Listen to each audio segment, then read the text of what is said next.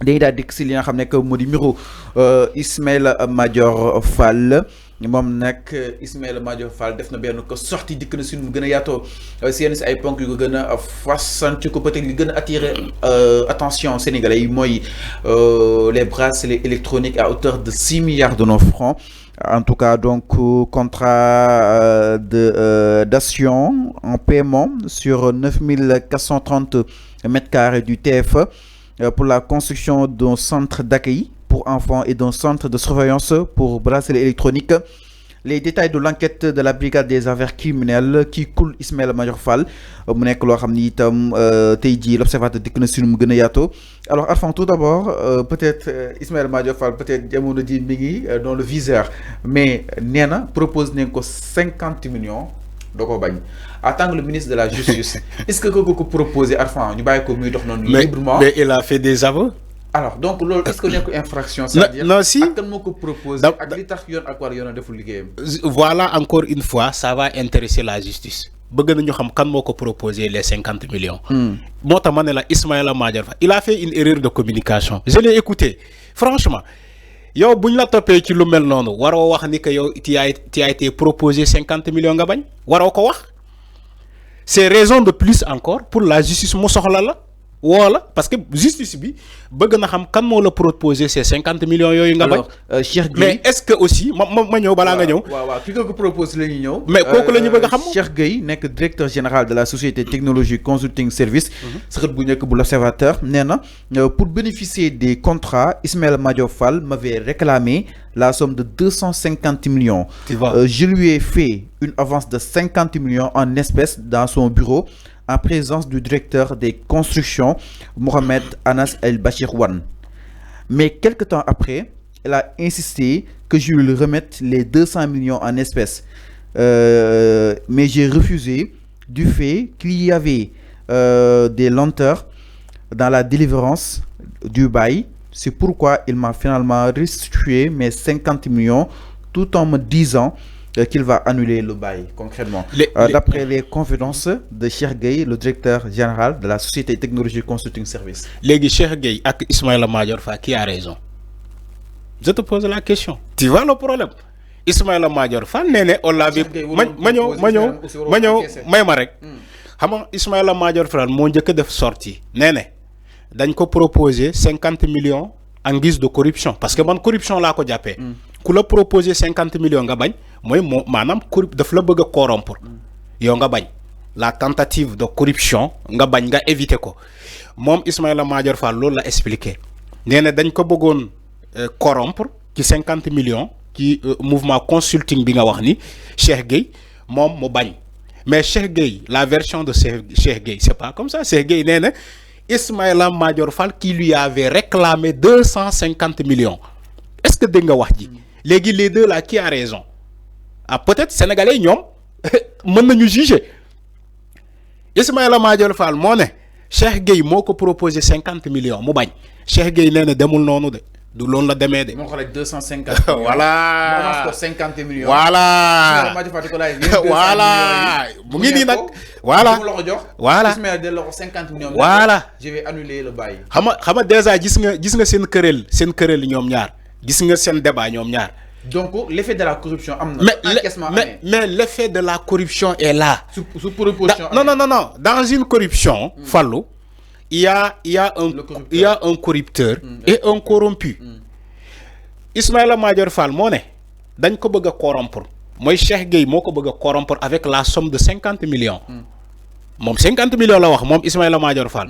mais Cheikh Gueye dafa ñëw ci version nee na demewul noonu mu ne c'est faux. Ismaïla Madior Fall ci boppam selon Cheikh Gueye lu mu wax man de waxuma man Arfan dama ne selon ñoom ñaari lu ñu nekk di tontuwante. D'après l'Observateur. Voilà d'après l'Observateur. Cheikh Gueye nee ne moom Ismaïla Madior Fall moo ko laaj la somme de 250 millions moom mu ne ko déedéet dama lay avancer 50 millions léegi su ma la avancer 50 millions ñaata mooy des du 200 millions mooy des alors. Ismaïla Madior Fall ñëwaat laaj ko 200 millions yi restant. te en espèce la ko jox. en espèce mooy xaalis liquide. Cheikh Gueye mooy wax ba léegi de nee na jox naa Ismaïla Madior Fall la somme de 50 millions mu desee ko ci man 200 millions Ismaïla Madior Fall dem ba si kanam mu ñëwaat laajaat ma encore la somme restante mooy les 200 millions. Cheikh Gueye mooy wax ba léegi. maintenant confirmer le bail. voilà pour confirmer le bail. mais Ismaïla Madior Fall moom waxul noonu nee na Cheikh Gueye moo ko bëgg a corrompre xam nga ñoom ñaar yi c'est pas à la presse de les juger wala de relater de donner le verdict. C'est à la justice de savoir entre Cheikh Gueye et Ismaïla Madior Fall qui a raison. C'est simple que ça, Serigne Fallou. Il faut que nous dem fu mu mbaxane donné ben ñu juger len xam qui a demandé l'argent ou bien si corruption il y en a. Qui a corrompu qui et qui était le corrupteur et qui était le corrompu. Yon loolu lay até. Yon loolu lay até.